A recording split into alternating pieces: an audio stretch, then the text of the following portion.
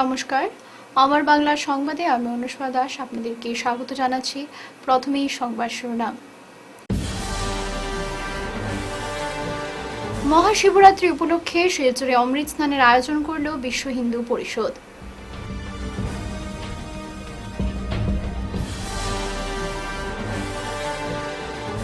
শালচাপড়া শিক্ষাখণ্ডে ব্যাপক অনিয়ম, একসুরে সরব অভিভাবক এসএমসি।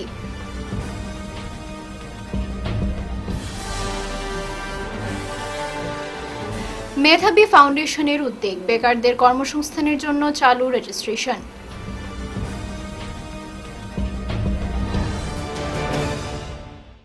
এবারে বিস্তারিত আমার বাংলার সংবাদ। প্রয়াগরাজের ত্রিবেণী সঙ্গমে যারা বিভিন্ন কারণে যেতে পারেনি বা সেখানে স্নান করতে পারেনি তাদের জন্য সঙ্গমের জল নিয়ে এসেছে বিশ্ব হিন্দু পরিষদ মধ্য কাছাড় জেলা কমিটি। মঙ্গলবার রংপুরের গঙ্গাপাড়া এলাকায় স্থিত কালী মন্দিরের পেছনে থাকা বরাক নদীর তীরে মহাকুম্ভের অমৃত স্নানের আয়োজন করেছে উদ্যোক্তারা। এদিন বিকেলে সন্ধ্যা আরতি সহ বিভিন্ন ধর্মীয় অনুষ্ঠানের মাধ্যমে কার্যক্রমের সূচনা করা হয়। আয়োজনকে ঘিরে নদী তীরবর্তী এলাকাকে সাজিয়ে তুলেছেন আয়োজকরা। এদিন সকাল থেকে প্রস্তুতি পর্বকে ঘিরে পরিষদের কর্মকর্তাদের নদী তীরে ব্যস্ততম সময় কাটাতে দেখা গেছে।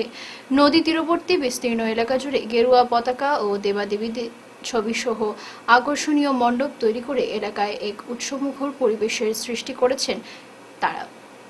26শে ফেব্রুয়ারি সকাল 9টা থেকে শুরু হবে অমৃত স্নানের কার্যক্রম। দুদিনের এই অনুষ্ঠানে সফল করতে উপস্থিত থেকে অমৃত স্নানের মধ্যে দিয়ে নিজেদের স্বচ্ছ ও পবিত্র করে তোলার আবেদন জানিয়েছেন উদ্যোক্তারা।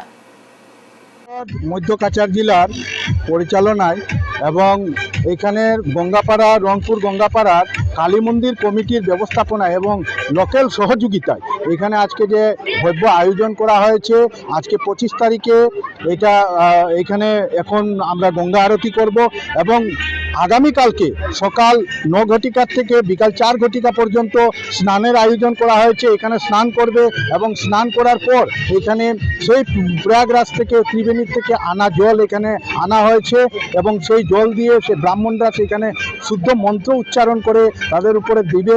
দেওয়ার পরে সেটা যে পুণ্য লাভ, সেইখানে স্নানের যে পুণ্য লাভ, সেই পুণ্য লাভটাও এখানে হবে।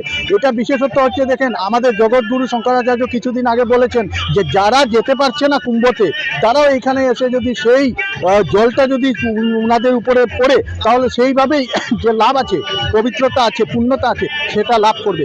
যেটার উপরে ভিত্তি করে বিশ্ব হিন্দু পরিষদ আজকে এইখানে একটা আয়োজন করেছে এবং আজকে সন্ধ্যা আরতি, আগামীকালকে যেটা হবে সেটা আমরা অমৃত স্নান বলছি, যে স্নানটা যেটা আগামীকালকে প্রয়াগরাজের শেষ স্নান, 144 বছরের শেষ স্নান হবে এবং এইখানে আমরা ওই আগামী বছরে সেই তিথিটাকে গ্রহণ করে আমরা সেই জল এনেছি এবং সেই জলকে আমরা কালকে এইখানে সব পুণ্যার্থীদের উপরে দেব এবং যেটাতে পুণ্য লাভ, সেইভাবে পুণ্য লাভ হবে সেটা। এবং সবার কাছে আমার বিনম্র আবেদন যেন আপনারা আসুন এবং এই ঐতিহাসিক দিন আজকে যে কার্যক্রম করা হয়েছে সেটা সাক্ষী আপনারাও হন এবং তার তৎসঙ্গে আপনারা এইখানে সেই পুণ্য লাভটাও করুন যারা কুম্ভতে যেতে পারে। মিড ডে মিল খেতে হলে রান্নার জন্য ছাত্রছাত্রীদের কুড়িয়ে আনতে হয় লাকড়ি, এমনই এক আজব স্কুলের বিভিন্ন দুর্নীতি নিয়ে মুখ খুললেন অভিভাবক সহ স্কুলের এসএমসির সভাপতি ও সদস্যরা। শালচাপড়া শিক্ষাখণ্ডের অধীন দরগাকুনা ক্লাস্টারের 146 নম্বর নতুন টিলা এলপি স্কুলের প্রধান শিক্ষক মনোজ দাস অবশ্য মেনে নিয়েছেন গুরুতর অভিযোগটি, যদিও কিছু অভিযোগ মানতে নারাজ তিনি। তার বিরুদ্ধে মিড ডে মিলের চালের দুর্নীতি, স্কুলের রিপেয়ারিং ও কনস্ট্রাকশনের জন্য সরকার থেকে আসা 50,000 টাকারও কোনো হিসাব পাচ্ছে না এসএমসি। স্কুলের পঠন পাঠন নিয়েও অভিযোগ রয়েছে স্কুলের বিরুদ্ধে। এছাড়াও মিড ডে মিল রান্নার জন্য 10 টাকা দামের মশলার প্যাকেট দিয়ে রান্না করা হয়। এতে করে মিড ডে মিল সুস্বাদু না হওয়ায় প্রায় ছাত্রছাত্রীরা মিড ডে মিল খেতে চায় না। চা বাগান এলাকার স্কুলে সপ্তাহে 3টি আস্ত ডিম বাচ্চাদের খাওয়ানোর কথা থাকলেও অর্ধেক ডিম দেওয়া হচ্ছে ছাত্রদের।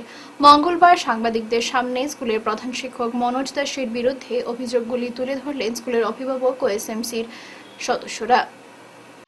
দুর্নীতি যেটা চলতেছে, আমরা যদি টিচার চুর হয় তা বাচ্চা কি শিখবো? এটাই আমরা মনে করি এই টিচার বাইর করা হোক স্কুল থাকিয়া। এই টিচার লাগে না, থাকে অন্য টিচারে চালাইব, কিন্তু চুর টিচার আমরা এই স্কুলে থাকতে দিতাম না। এই দুর্নীতি বলিয়া আমি বলবো দুর্নীতি চলবে না, দুর্নীতি চলবে না, এই দুর্নীতি চলবে না।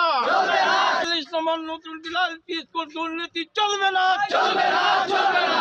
প্রধান শিক্ষককে বহিষ্কার করতে হবে, প্রধান শিক্ষককে বহিষ্কার করতে হবে।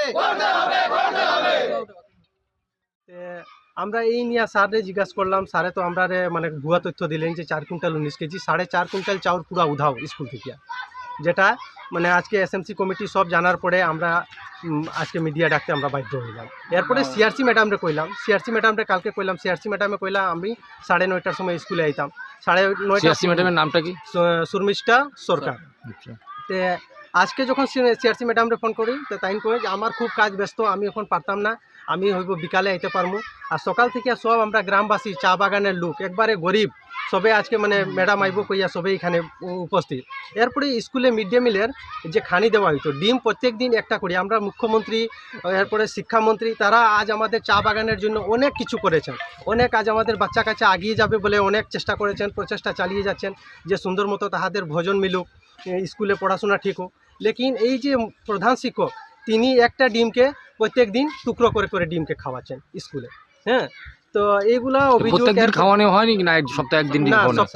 সপ্তাহে 3 দিন অর্ধেকটা ডিম খাওয়ানো, যেখানে একটা ডিম করে খাওয়ানোর কথা আছে প্রত্যেক ছাত্রকে। এরপরে 50 গ্রামই প্যাকেটের মশলা, যেখানে 100-র উপরে স্টুডেন্ট আছে, এই 50 গ্রামই প্যাকেট দিয়ে মশলা কি 100 স্টুডেন্টের রান্নাবান্না হয়ে যাবে? হ্যাঁ, এটা নিয়ে আমরা অনেকবার ওনাকে কথা বলেছি, উনি বলেন মিড ডে মিলের টাকা নেই। বেকারদের কর্মসংস্থানের জন্য রেজিস্ট্রেশন শুরু হয়েছে। মঙ্গলবার শিলচরের মেহেরপুরে অবস্থিত মেধাবী ফাউন্ডেশনের তরফ থেকে প্রধানমন্ত্রী কৌশল কেন্দ্র এনএসডি জব পোর্টালে নাম পঞ্জীকরণ অনুষ্ঠানের আয়োজন করা হয়। এতে বরাক উপত্যকার প্রচুর যুবক যুবতীরা অংশগ্রহণ করেন। সম্পূর্ণ বিনামূল্যে অর্থাৎ কোনো ধরনের ফি ছাড়াই নাম পঞ্জীভুক্ত করা যাবে বলে জানিয়েছেন ফাউন্ডেশনের কর্মকর্তারা। এনএসডি জব পোর্টাল একটি অনলাইন প্ল্যাটফর্ম যেখানে দেশে বিদেশের বিভিন্ন কোম্পানির শূন্য পদের সন্ধান অতি সহজে পাওয়া যায় এবং যোগ্যতা অনুযায়ী চাকরির জন্য আবেদন করা যায়। আগামী 28 ফেব্রুয়ারি পর্যন্ত নাম নথিভুক্ত করা হবে। বরাক উপত্যকা তথা শিলচরের বেকার যুবক যুবতীদের এতে নাম লেখানোর আমন্ত্রণ জানান প্রধানমন্ত্রী কৌশল কেন্দ্রের সেন্টারের কোঅর্ডিনেটর পীযূষ হালদার। আমি অ্যাজ এ সেন্টার ম্যানেজার এই মুহূর্তে আমি সবার কাছে অনুরোধ করব, যারা এখানে এসছেন, যারা শুনেছেন, জানবেন, অ্যাজ ইট ইজ আপনারা আপনাদের বাড়ির আশেপাশে আরও প্রচুর লোকজন রয়েছে যারা পড়াশোনা করে বা পাস আউট হয়ে গেছে, তাদেরকেও ইনফর্ম করবেন যেন তারাও আমাদের সেন্টারটা আসে এবং যে কোর্সগুলো চলছে ভবিষ্যতে আসবে সেগুলোর সুযোগ সুবিধাগুলো যেন নেয়। সরকার চাইছে যে আমাদের যারা ইউথ রয়েছে তাদের ডেভেলপমেন্টগুলো হোক, তারা শিখুক, আমরাও সেটা চাইছি, ঠিক আছে। কিন্তু সেই চাওয়াটা তখনই পূর্ণ হবে যখন আপনারা আসবেন বা আপনারা নিজেদের কেরিয়ার সম্পর্কে আর একটু সচেতনভাবে রেসপন্স করবেন। ওকে, এই আশা করছি এবং এটা বলি আমি করছি। পারিবারিক বিবাদের জেরে স্কুলে যাওয়ার পথে প্রতিবেশী যুবকের আক্রমণের শিকার হলো এক নাবালিকা। ঘটনাটি রাঙ্গিরখাড়ি পুলিশ ফাঁড়ির অধীনস্থ শহীদপুর চতুর্থ খণ্ডের। প্রতিবেশী যুবক নুরুল হক লস্করের আক্রমণে হাতে গুরুতর আঘাত পেয়েছে ওই নাবালিকা। এ নিয়ে রাঙ্গিরখাড়ি পুলিশ ফাঁড়িতে মামলা দায়ের করলেন নাবালিকার পিতা আকবর হোসেন লস্কর। মঙ্গলবার সংবাদ মাধ্যমের সামনে এ নিয়ে বিস্তারিত তুলে ধরেন আকবর হোসেন লস্কর। তিনি জানান, সোমবার তার 11 বছর বয়সী ষষ্ঠ শ্রেণীর কন্যা পারবিনা বেগম লস্কর স্কুলে যাওয়ার পথে প্রতিবেশী নুরুল হক লস্কর রাস্তায় তাকে আটক করে দুশ্মনের মেয়ে বলে কটাক্ষ করে নুরুল হক পারবিনার বাম হাতে গরু বেঁধে রাখার খুঁটি দিয়ে আঘাত করে। এতে তার হাতের একটি হাড় ভেঙে গেছে বলে জানান আকবর হোসেন। ঘটনাটি নিয়ে সোমবারই রাঙ্গিরখাড়ি পুলিশ ফাঁড়িতে মামলা দায়ের করেছেন, তবে এ পর্যন্ত পুলিশ তদন্তে আসেনি বলে জানান। তিনি আরও জানান, বিগত কিছুদিন পূর্বে নুরুল হকের পরিবারের লোকেরা তার বাড়ির সীমা দিয়ে রাস্তা নির্মাণ করতে চেয়েছিলেন। এতে তিনি বাধা দিলে প্রভাবশালী নুরুল হকরা তাকে ও তার স্ত্রী শাবানা বেগম লস্করকে ব্যাপক মারধর করেন। এতে তার স্ত্রীর মাথা ফেটে যায় ও তার পা ভেঙে যায়। এ নিয়ে রাঙ্গিরখাড়ি পুলিশ ফাঁড়িতে মামলা দায়ের করেছিলেন। বর্তমানে নুরুল হকদের হুমকিতে পরিবার নিয়ে আতঙ্কের মধ্যে দিন কাটাচ্ছেন বলে জানান হতদরিদ্র আকবর হোসেন। মেয়ের উপর আক্রমণের ঘটনার সুবিচার সহ নিজেদের নিরাপত্তার জন্য পুলিশ প্রশাসন ও রাজ্যের মুখ্যমন্ত্রী হিমন্ত বিশ্ব শর্মার দৃষ্টি আকর্ষণ করেন তিনি। আর আমার গলিম আইসে নুরুল হক লস্কর জমিরুদ্দিনের ছেলে আইয়া আমার মেয়েটারে হাতও মারিয়া হাতটা ভাঙ্গি লইছে। হাত ভাঙ্গার পরে আমার মেয়ে আইয়া খবর কইছে, আমি প্রশাসনের কাছে গেছি। প্রশাসনের কাছে যাওয়ার পরে সিভিল হসপিটাল করাইছেন প্রশাসনে, সিভিলে দিছে reference Silchar medical college. Medical college দেখি আমি আমার মেয়েরে লইয়া শুধু থানাত গেছি। থানা যাওয়ার পরে আমি আবো পর্যন্ত সুবিচার পাইছি না। আমি আমার সুবিচারটা আপনার কাছে দরিয়ার যে আমার সুবিচারটা পাইতাম। আজ দেখি 1.5 মাস আগে তারা আমার হাত ভাঙিছে, আমার মেসিসর মাথা ফাটাইছে, আমার মাথা ফাটাইছে, আমার চাচার মাথা ফাটাইছে। দেরাগাবাবুর কাছে বেল লইয়া আইছে, কইসুন খেয়ে ঝগড়া বিবাদ করতাম না। তারা আমার মেয়েটারে মারছুন। আর এই আমার বাড়িটা NS 56 NRGS নাগারখাল রোড পর্যন্ত 10.5 ফুট কষ্ট হবে একটা রাস্তা ধরাইছুন। এই বুনিয়াদি হইল গিয়া রাস্তার মধ্যে সব কিছু আমার এখন আমার বাড়ি ভাঙিয়া রাস্তা দিলে দাম আমার জমি জায়গা সব লইয়া এটা গিয়ে এখন আহলে আমার প্রাণে মারার ভয় দেখায়। জমিরুদ্দিন আর তার ছেলে আসুন 5 জন, ফাক্কি, নুরুল হক, নূর আহমদ, ফজল, আমিরুদ্দিন, তারা সবাই মিলিয়া আমার প্রাণে মারার চেষ্টা করুন, আমার এই বাড়ির দিকে বঞ্চিত করতে চাই। এখানে সারান্ডা সবরে দরিয়া আমি হইয়ার যেন আমার সুবিচারটা আমি পাইতাম, দারেগাভাবে তারা এরেস্ট করিয়া নিতা। আইস দেখিন 2 দিন পরে আমার মেয়ের পরীক্ষা কীরকম দিত। আমার বাড়িত কোনো সময় বেড়াত আগুন লাগাইছি, আমার গাছও কাটইন, বিভিন্ন রকম হ্যারাসমেন্ট করইন। আজকে আমি মিডিয়া সারান্ডারে ডাকিয়া আনিয়া আমার আবেদনটা ধরিলাম যে আমার বিচারটা আমি সুবিচারটা পাইতাম, আইনের বাবদে আমি সুবিচারটা হইয়া যাইতাম। অসহায় মানুষের মধ্যে খাদ্যদ্রব্য বিতরণ করল শিলচর রোটারি ক্লাব। শিলচর রামনগরে স্থানীয় গ্লোবাল সোশ্যাল অর্গানাইজেশনের উদ্যোগে মঙ্গলবার এক সভার মাধ্যমে এলাকার 242 জন মানুষের মধ্যে খাদ্যদ্রব্য বিতরণ করা হয়।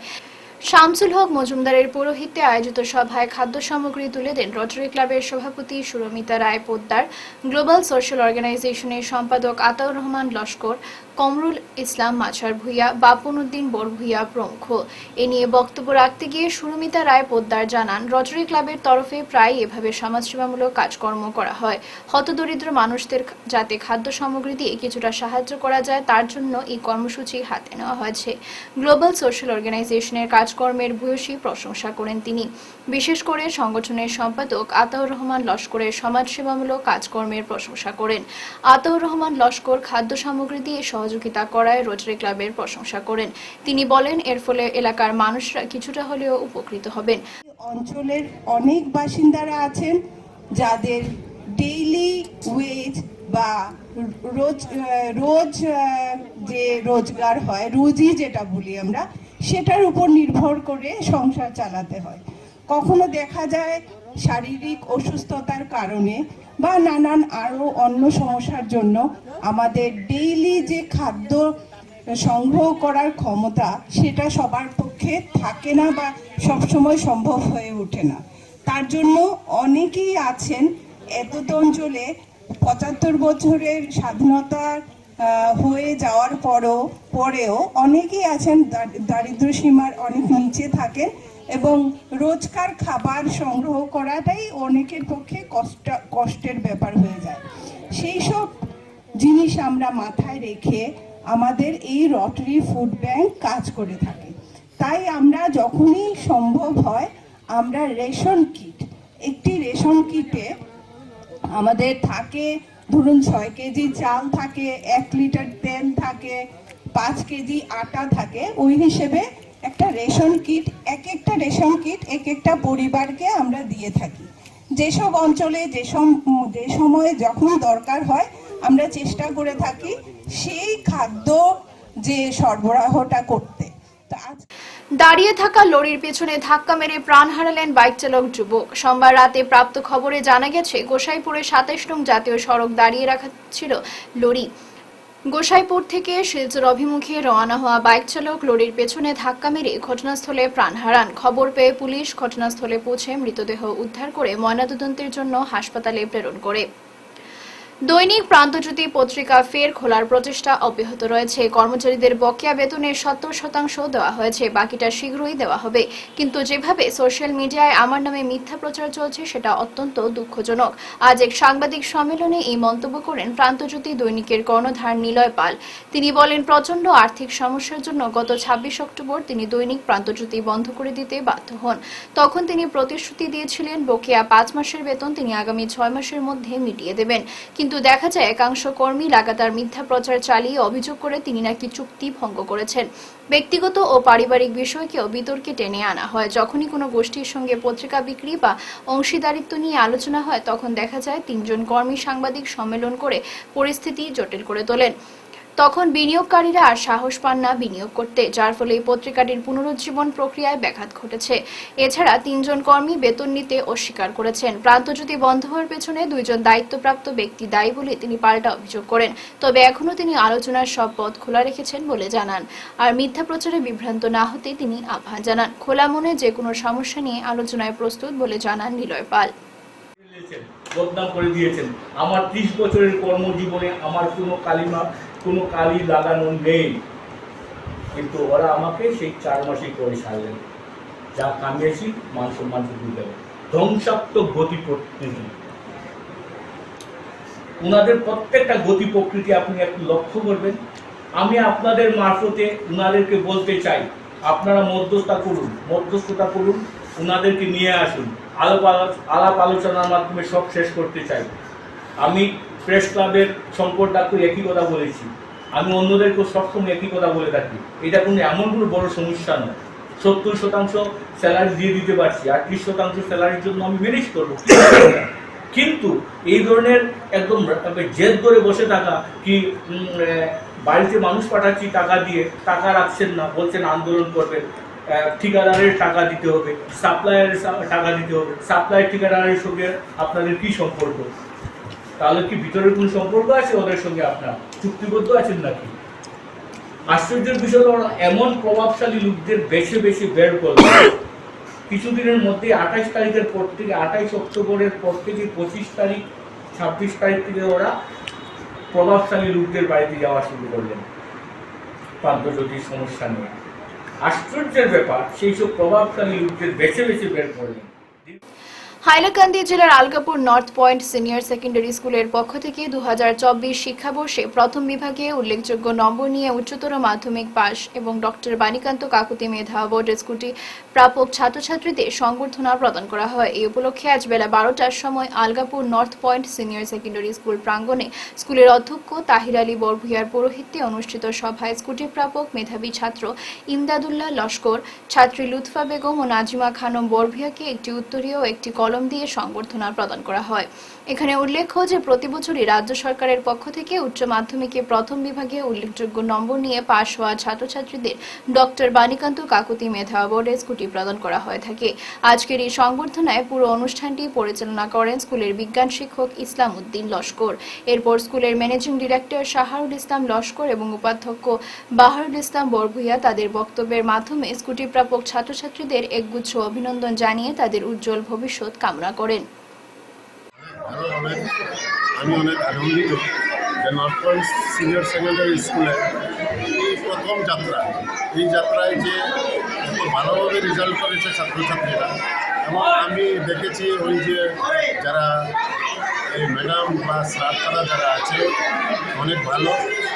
আগামীতে আমার মনে হয় তারা অনেক ভালোভাবে শিক্ষাদান করতে পারবে, এই আশা রাখি। আমি এই আশা রাখছি। ধন্যবাদ।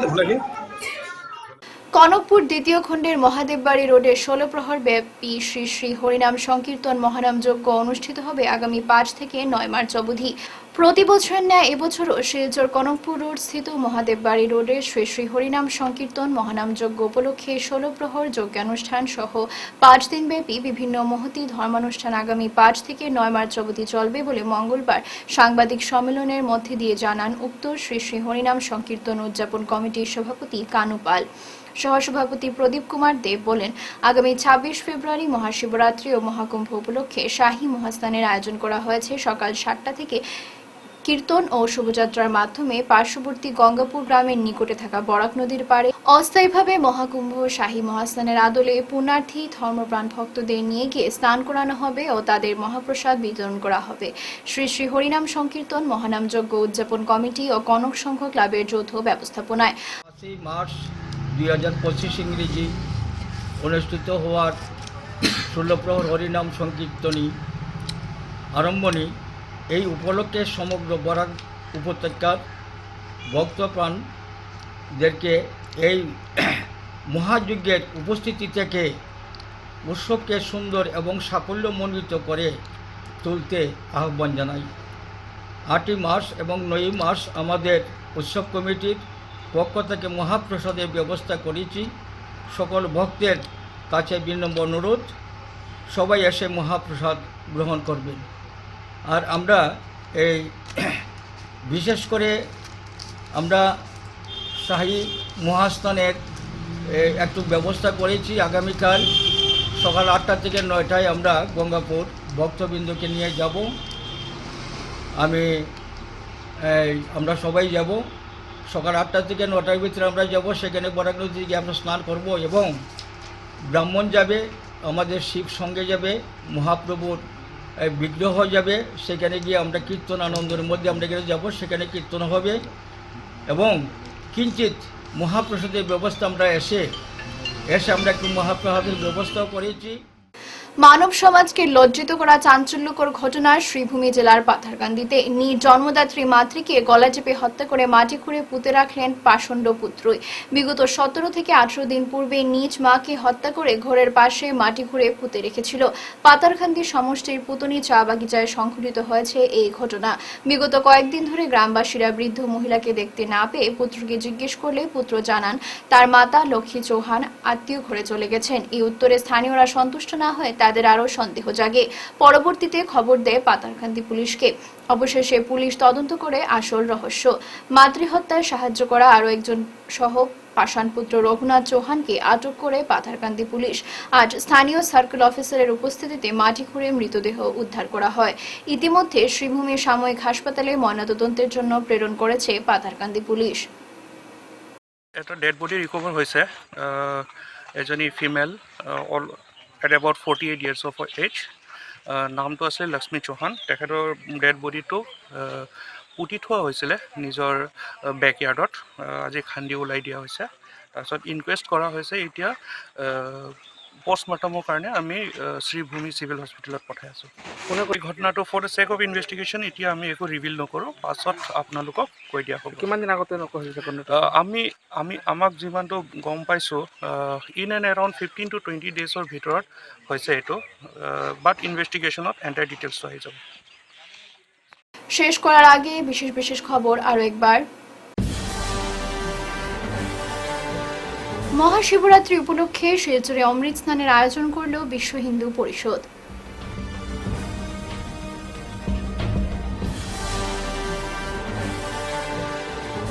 শালচাপড়া শিক্ষাখণ্ডে ব্যাপক অনিয়ম, একসুরে সরব অভিভাবক এসএমসি।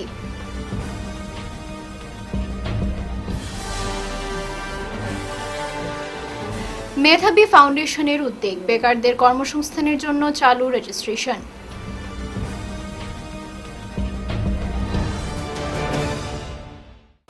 এখনকার মতো আমার বাংলা সংবাদ এই পর্যন্তই। নমস্কার।